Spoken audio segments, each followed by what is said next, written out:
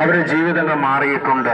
ഇന്ന് ഞങ്ങൾ ഈ രാവിലെ സമയത്ത്, ഈ ഉച്ചയുടെ സമയത്ത് ഫോർട്ട് കൊച്ചിയുടെ ഈ പ്രദേശത്ത് ഞങ്ങൾ ഈ സുവിശേഷമായിട്ട് വീണ്ടും കടന്നു വരുമ്പോൾ ഞങ്ങളുടെ ജീവിതത്തിൽ ഞങ്ങളെ ഉദ്ദേശിക്കുന്ന വിഷയം എന്ന് പറയുന്ന കാര്യമെന്ന് പറയുന്നത്, നിങ്ങൾ ആരും നഷ്ടപ്പെട്ടു പോകരുത്, നിങ്ങളുടെ ജീവിതങ്ങളൊന്നും അത് നഷ്ടപ്പെട്ടു പോകരുത്, നിങ്ങൾ ആരും ആത്മഹത്യയിലേക്ക് പോകരുത്, നിങ്ങളൊക്കെ ഈ മയക്കുമരുന്നിന്റെ അടിമകളായി, രാസലഹരിക്ക് അടിമകളായി നിങ്ങളുടെ ജീവിതം തീരരുത്. അതിൽ നിന്ന് വിടുവിക്കുവാൻ കഴിവുള്ള ഒരു ദൈവമുണ്ട്. ആ ദൈവം സൃഷ്ടാവായ ദൈവമാണ്, നമ്മുടെ ജീവനുള്ള ദൈവമാണ്. മനുഷ്യൻ ഉണ്ടാക്കി വെച്ചിരിക്കുന്ന ഒന്നല്ല ദൈവം, നമ്മളെ സൃഷ്ടിച്ച, നമ്മളെ വീണ്ടെടുത്ത.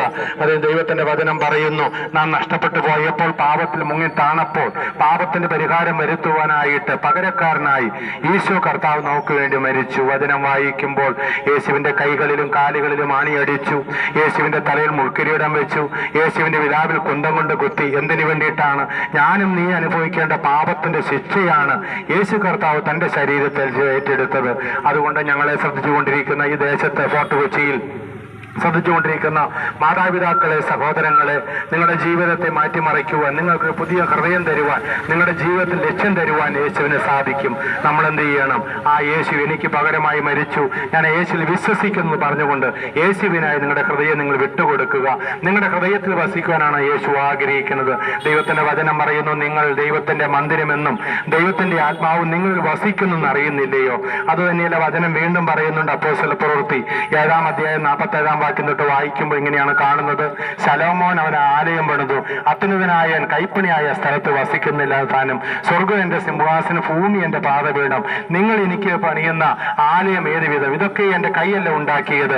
ദൈവം വസിക്കുവാനായിട്ട് ആഗ്രഹിക്കുന്ന മനുഷ്യ ഹൃദയങ്ങളിലാണ്. ഇന്ന് നിങ്ങളുടെ ഹൃദയം യേശുവിനായി വിട്ടുകൊടുത്താൽ, നിങ്ങൾ വിട്ടുമാറാത്ത പാപ സ്വഭാവത്തിൽ നിന്നും, മദ്യത്തിൽ നിന്നും, ഈ ലോകമോഹങ്ങളിൽ നിന്നും, മരണചിന്തയിൽ നിന്നെല്ലാം നിങ്ങൾക്ക് ഇവിടുന്ന് പ്രാപിക്കുവാനായിട്ട് പറ്റും. നിങ്ങൾക്ക് വേണ്ടി നിങ്ങൾ പ്രാർത്ഥിക്കാൻ പോകുക, ഈ ദേശത്തിനുവേണ്ടി പ്രാർത്ഥിക്കാൻ പോകുകയാണ്. പ്രിയപ്പെട്ടവരെ, ഞങ്ങൾ ഇന്ന് രാവിലെ കോലഞ്ചേരിയിൽ നിന്ന് യാത്ര ചെയ്ത ഈ വാഹനമായിട്ടൂടെ കടന്നു വന്നത്, പല സ്ഥലങ്ങളിൽ സഞ്ചരിച്ചായിട്ട് ഞങ്ങൾ കടന്നു വരുന്നത്. ഞങ്ങളുടെ ലക്ഷ്യം എന്ന് പറയുന്നത് ഈ ദേശത്തുള്ള ആരും നശിച്ചു പോകരുത്. കർത്താവിന്റെ വചനം പറയുന്നത്, ഒരു മനുഷ്യൻ സർവ്വ ലോകവും നേടിയാലും തന്റെ ജീവനെ നഷ്ടപ്പെടുത്തിയിട്ട് അവൻ എന്ത് പ്രയോജനം? അപ്പോൾ ഒരു ജീവന്റെ വില എന്ന് പറയുന്നത് അത് നഷ്ടപ്പെട്ടു പോയി കഴിഞ്ഞാൽ അവർ യാതനാ സ്ഥലത്തേക്കാണ് പോകുന്നത്. അതിൽ നമ്മൾ രക്ഷിക്കാൻ വേണ്ടിയിട്ടാണ് ഈശോ കർത്താവ് നമുക്ക് പകരമായി മരിച്ചത്. ഇപ്പോൾ നിങ്ങൾക്ക് വേണ്ടി ഞങ്ങൾ പ്രാർത്ഥിക്കാൻ പോകുക. നിങ്ങളുടെ ജീവിതം നിങ്ങൾക്ക് ഏൽപ്പിച്ചു കൊടുക്കാം. നിങ്ങൾക്കൊരു പ്രാർത്ഥന ആവശ്യമുണ്ട്, നിങ്ങൾക്ക് മുന്നോട്ട് കയറി വരാം. ഞങ്ങൾ ഈ കഴിഞ്ഞ ദിവസമൊക്കെ വൈപ്പിലും ഇവിടെ കടന്നു വന്നപ്പോൾ എത്ര ആളുകൾ, ഇപ്പൊ ഞങ്ങൾ തോപ്പുംപടിയിലൊക്കെയും ഈ ശുശ്രൂഷ ചെയ്തപ്പോൾ എത്ര